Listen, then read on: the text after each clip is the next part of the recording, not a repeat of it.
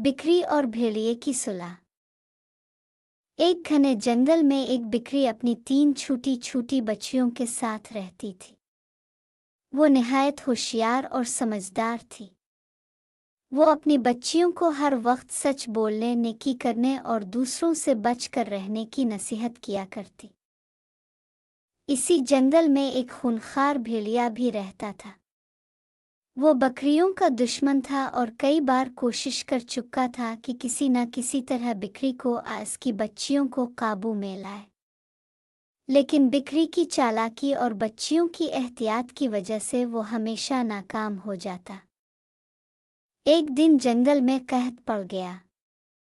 नदियां सूख गईं, दरख्तों पर पतई कम हो गए और जानवर भूखे प्यासे फिरने लगे। बिक्री अपनी बच्चियों को लेकर महफूज जगह की तलाश में निकल पड़ी।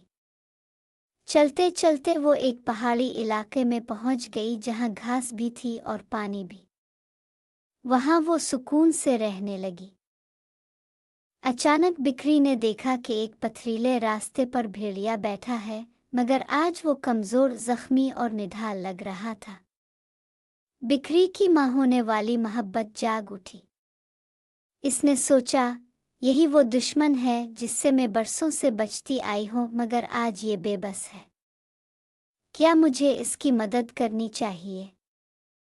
ज़मीर की आवाज़ ने कहा, हाँ ज़रूर। अगर आज तुम रहम करोगी तो कल तुम पर भी रहम किया जाएगा। बिक्री अपने बच्चों के साथ वापस गई, कुछ पानी लाई, कुछ पत्ते और घास चान कर लाई और भेड़िए के सामने रख दिए।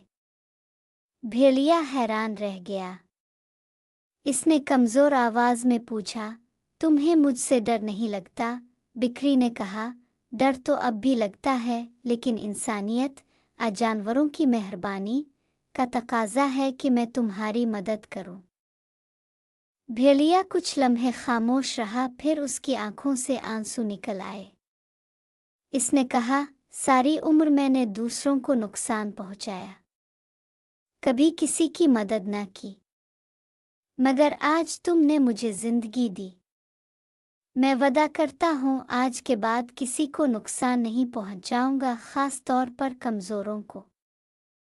ये कहकर भेड़िए ने सुलह का हाथ बढ़ाया।